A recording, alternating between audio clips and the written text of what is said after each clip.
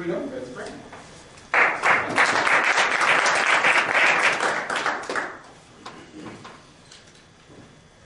As you simplify your life, the laws of the universe become simpler. Solace is not solace. Poverty is not poverty, nor weakness, weakness. I brought this quote for your consideration from Henry David Thoreau. And it's very pretty words, but what the heck does it mean? Well, it's a good question because, you know, we all want freedom and we all want happiness. But what is freedom exactly? What is happiness? Is it really freedom if we voluntarily submit ourselves to be enslaved? Because that's what we do. We enslave ourselves to often jobs that we don't want. We get up at dark 30 in the morning and go off and spend all this time. And for what? To make enough money to go out and buy the stuff that we think is going to make us happy. Well, why is this? Because it really wasn't always like that.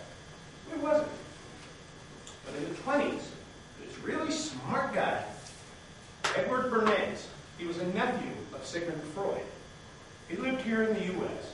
and he took all of Freud's research and all of Freud's techniques and he applied them to a business that he called public relations. And what public relations did was it was a way to manipulate people into doing things. And one of the most successful things it manipulated us into doing was to buy stuff. Oh man, was we good at buying stuff. That's what people did. Because up until then, you only bought stuff that you really needed. But Bernays made it so we would buy stuff that we wanted. If you couldn't be a rich person, at least you could be like a rich person. And the best way to do that is to have stuff. So boy, did we buy stuff.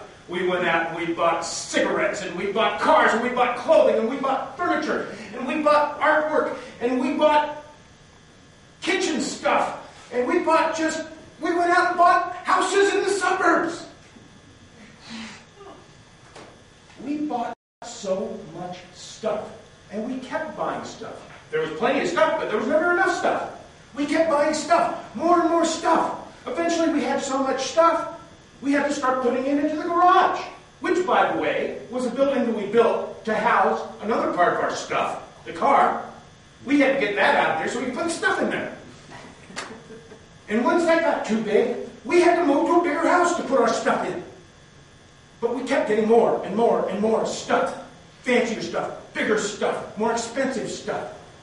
Eventually, it wouldn't fit. So we built fences to protect our stuff. And when they weren't enough, we built walls to protect our stuff. And eventually, we actually started building little cities with enclosed places that we could lock up where our stuff could live.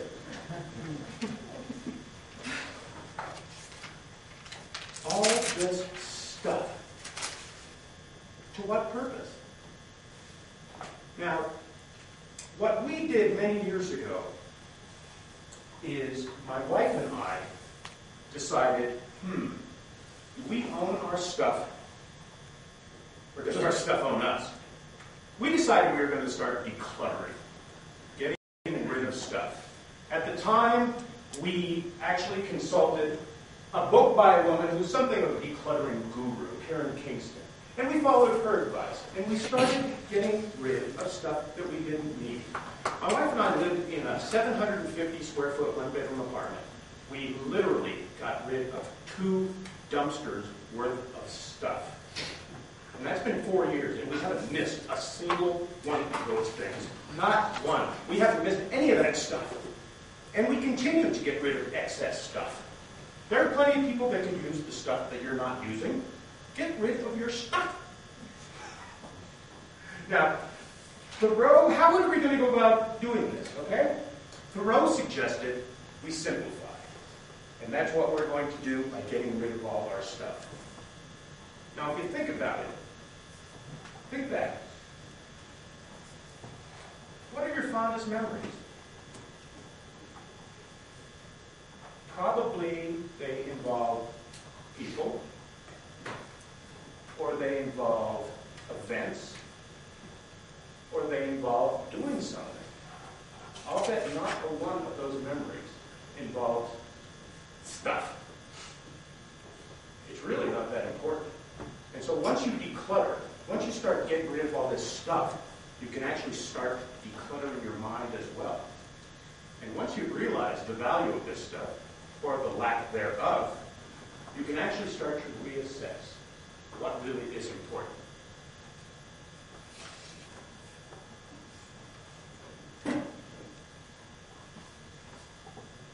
My feeling is that to get rid of all this stuff frees you. That's what freedom is. That's the definition of happiness and freedom as far as I'm concerned. And so I just want to say, give it a try, because in my mind, freedom's just another word for nothing